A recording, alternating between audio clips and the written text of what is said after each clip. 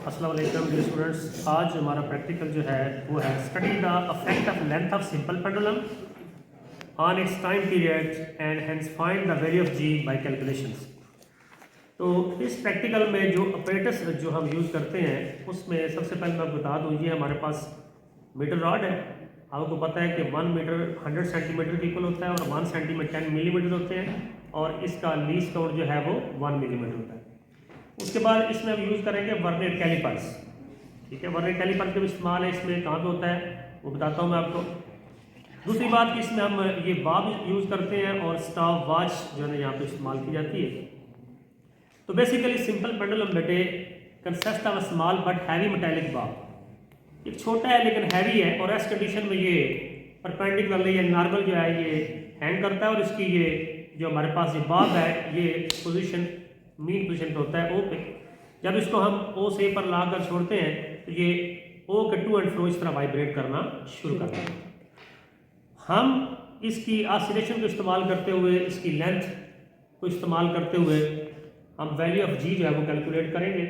तो सबसे पहले मैं आपको ये बता दूं कि आपने जो है इसमें फार्मूला जो ड्राइव किया था वो था T = 2 पाई L ओवर G।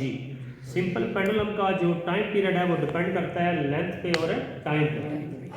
T = 2 पाई L ओवर G।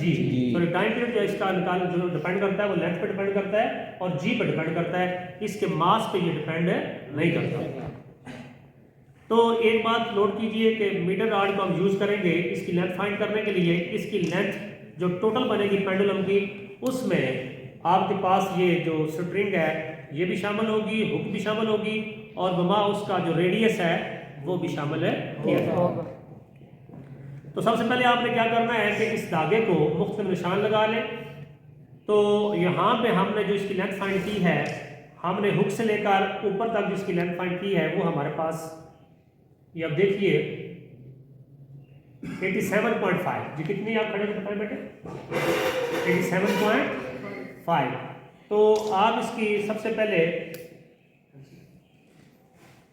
इसकी लेंथ फाइंड जो आपने स्ट्रिंग की मुमा हुक की है वो है 87.5।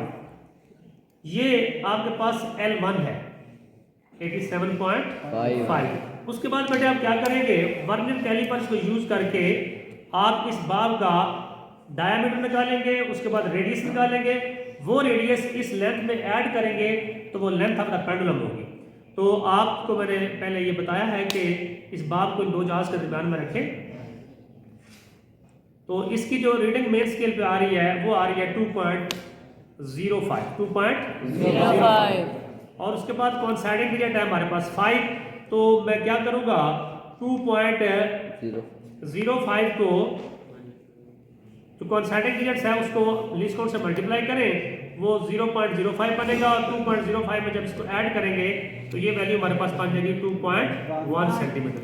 तो आप देखिए आपके पास जो पेंडुलम की लेंथ टोटल है वो बनेगी L1 + R और ये इज इक्वल टू होगी 87.5 + 2.1। कैलकुलेटर दीजिए बेटे। तो ये आपके पास बन जाएगी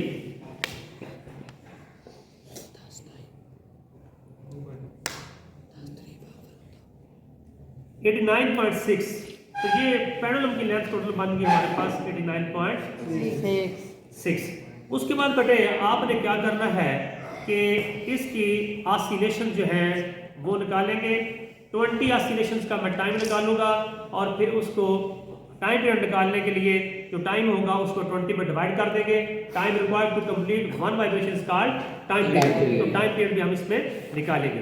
तो आप स्टॉप वॉच को 0 पे ले आइए और उसके बाद आपने इस बाब को मीन पोजीशन से डिस्प्लेस करना है और यहाँ पर लाकर आप इसको छोड़ेंगे। बिल्कुल इसमें कोई रोटेशनल मोशन नहीं होनी चाहिए।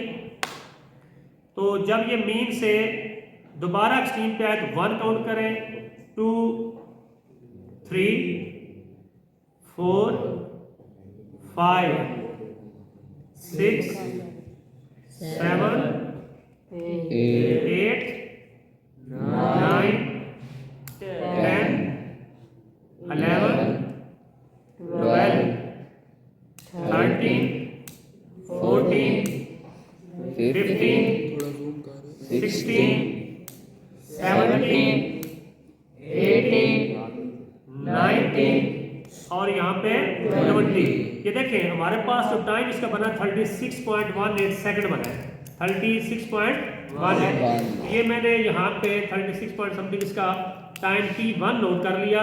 अब इसमें भी एरर के जो है चांसेस होते हैं, तो हम दोबारा क्या करते हैं कि इसका 20 वाइब्रेशंस का टाइम T2 नोट करेंगे और फिर उसका एवरेज निकालेंगे। तो दोबारा यहाँ पे एक्सटिंग्विशन पर लाएं,